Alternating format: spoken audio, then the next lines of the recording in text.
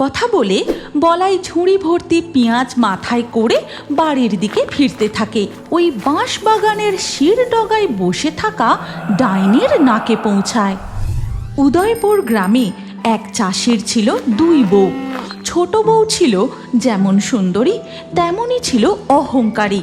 সে সারা দিন তার রূপচর্চা নিয়েই ব্যস্ত থাকত। আর বড় বউ ছিল খুবই সরল সাদাসিধে। তার মাথার চুলও ছিল খুব কম। তার স্বামী তার থেকে বেশি ছোট বউকেই ভালোবাসত, কিন্তু তার শাশুড়ি একদমই উল্টো। বড় বউকে সে খুব ভালোবাসত। ওই গো ছোট বৌমা, ও ছোট বৌমা, সারাদিন কি ঘরে সাজগোজ করে আর শুইয়ে কাটিয়ে দেবে নাকি? আমার জন্য একটু চা করে দাও দেখি।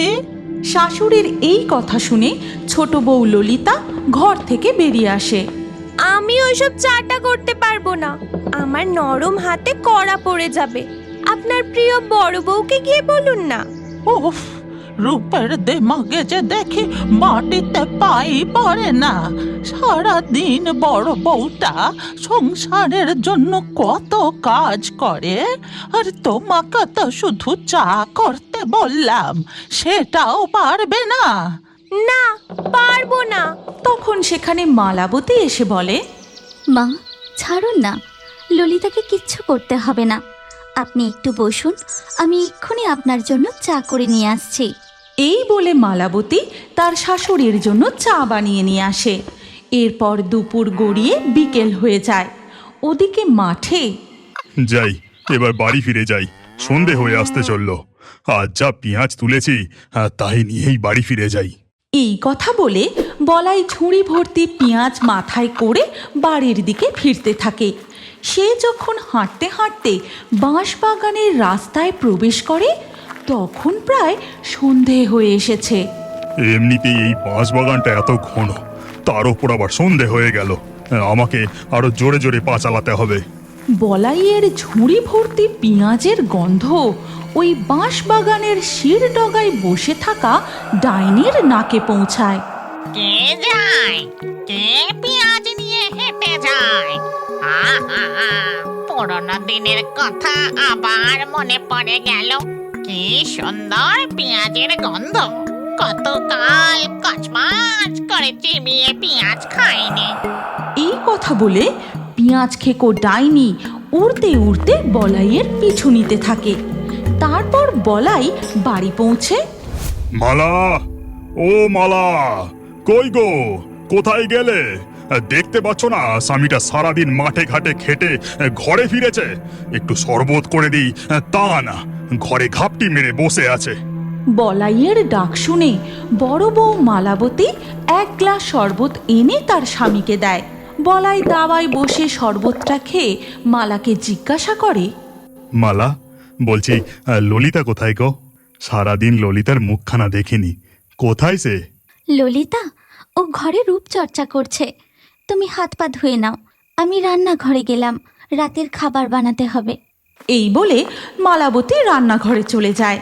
আর এই সমস্ত কিছু তাদের উঠানের তেঁতুল গাছে বসে দেখছিল পেঁয়াজ খেকো ডাইনি।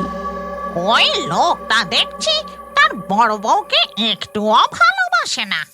আর ছোট বউটা দেখি তো সে কি করে।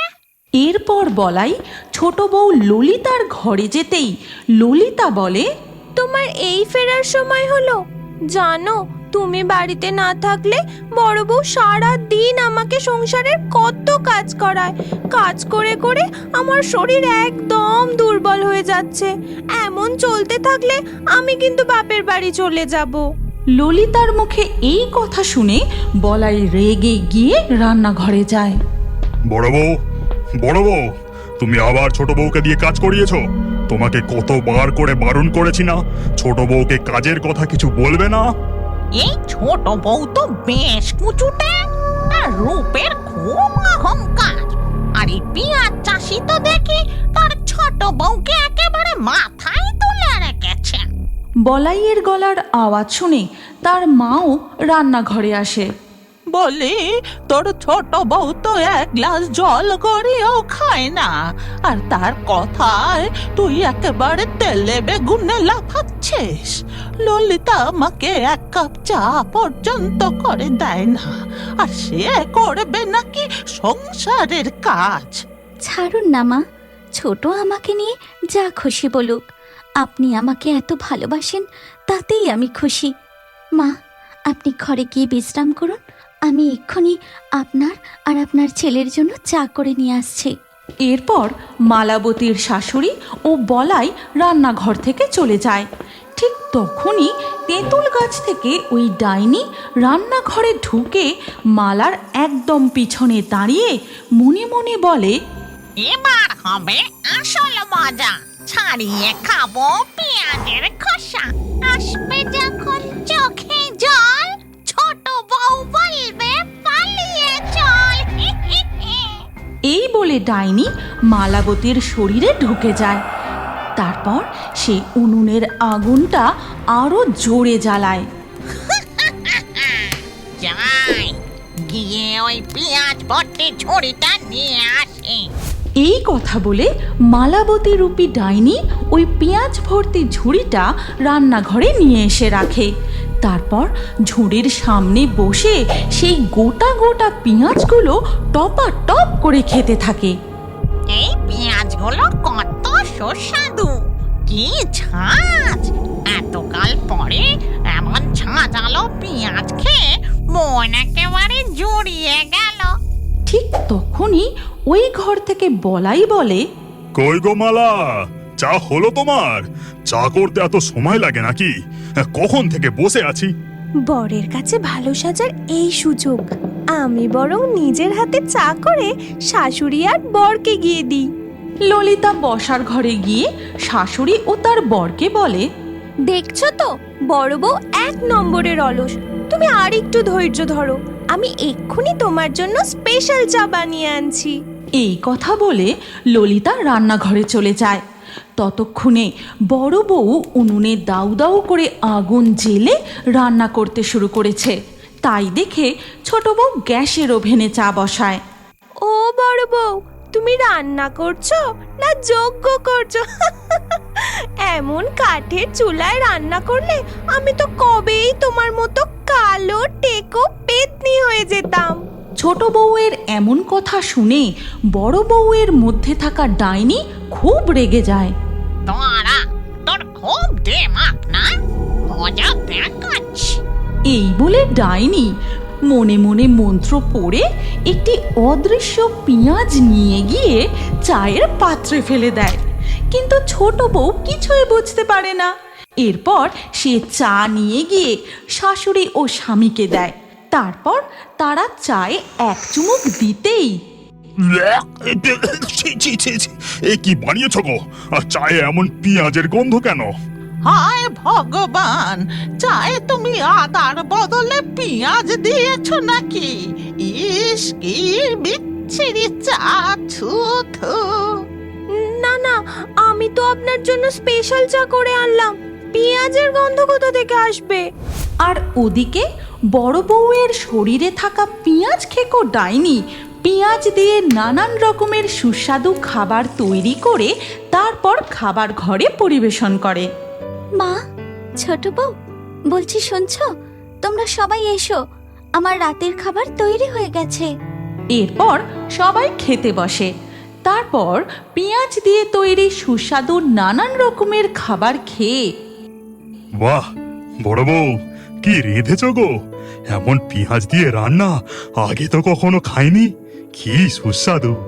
এ কথা শুনেও ভালো লাগলো যে তুই বড় বউয়ের প্রশংসা করলি। বড় বউয়ের প্রশংসা শুনে ছোট বউয়ের মুখ গোমড়া হয়ে যায়। তারপর খাওয়া দাওয়া হয়ে গেলে যে যার ঘরে চলে যায়, আর বড় বউ যায় রান্নাঘরে। এই পেঁয়াজগুলো যেন আমাকে টানছে, আর কটা পেঁয়াজ খেয়ে নি। এই বলে মালাবতীর শরীরে থাকা ডাইনি আবার পেঁয়াজ খেতে থাকে। আর কিছুটা পেঁয়াজ সে থেঁতো করে পেঁয়াজ বাটার পাত্রটিতে একটা জাদু করে। এবার বড় বউয়ের মাথায় এই জাদুর পেঁয়াজের প্রলেপ লাগিয়ে দিই, তাতে তার মাথা ভর্তি ঘন চুল হয়ে যাবে। ঠিক সেই সময় ছোট বউ ললিতা রান্নাঘরে আসে। কি গো বড় বউ, মাথায় আবার ওসব কি লাগাচ্ছ? আমার তো মাথার চুল কম, তাই একটু পেঁয়াজের রস লাগাচ্ছি। জানিস, পেঁয়াজের অনেক গুণ। শুনেছি এই দিয়ে রূপচর্চা করলে ত্বক একেবারে দুধের মতো ফর্সা হয়ে যায়। ঢং যত সব, যতই করো, আমার মতো সুন্দরী তুমি কোনো দিন হতে পারবে না। এই বলে ছোট বউ রান্নাঘর থেকে চলে যায়। আর এর পরের দিন সকালে মালাবতী যখন উঠানে কাপড় মেলছিল, তখন তার ঘন কালো চুল দেখে ললিতা আর বলাই একদম অবাক হয়ে যায়। মালা, ও মালা, তোমাকে আজ কি সুন্দর লাগছে গো। তোমার মাথা ভর্তি ঘন চুল কি ভালো মানিয়েছে তোমাকে। তার মানে ওই পেঁয়াজের রসের এত গুণ, রাতারাতি বড় বউয়ের চুল গজিয়ে গেল? না না, এ হতে পারে না। আমার থেকে বেশি সুন্দর হয়ে গেলে চলবে না। আমি এক্ষুনি মুখে পেঁয়াজের রস লাগাবো, তাতে আমার ত্বক দুধের মতো হয়ে যাবে। এই কথা বলে ললিতা বাটা পেঁয়াজের রস বেশি করে তার মুখে লাগিয়ে নেয়। আর কিছুক্ষণ পর সে আয়নায় গিয়ে দেখে, এ কি, আমার মুখে যে বন মানুষের মতো চুল বেরিয়েছে! হায় হায় হায়, এ কি হয়ে গেল? ঠিক তখনই তার সামনে সেই পেঁয়াজ খেকো ডাইনি প্রকট হয় আর বলে, এই শাস্তি আমি তোকে দিয়েছি, এ তোর অহংকারের ফল। বড় বউকে তুই খুব জ্বালাতিস না, এবার বোঝ। ওরে বাবা রে, ডাইনি তুমি কোথা থেকে এলে? আমার ভুল হয়ে গেছে, আমি আর কখনো বড় বউকে হিংসা করব না। সংসারের সব কাজ ভাগ করে নেব। তুমি আমাকে ঠিক করে দাও। ঠিক করে দেব, তবে একটা শর্তে। আমি ওই বাঁশ বাগানে থাকি, পেঁয়াজ খেতে আমি খুব ভালোবাসি। রোজ একটি করে পেঁয়াজ আমাকে গিয়ে দিয়ে আসতে হবে। হ্যাঁ পেঁয়াজ ডাইনি, আমি রোজ তোমাকে পেঁয়াজ দিয়ে আসবো। ঠিক আছে, সব শর্ত মনে থাকে যেন। এরপর ডাইনি জাদু করে ললিতার মুখটা ঠিক আগের মতো করে দেয়। তারপর ডাইনি সেখান থেকে অদৃশ্য হয়ে আবার সেই বাঁশবাগানে চলে যায়।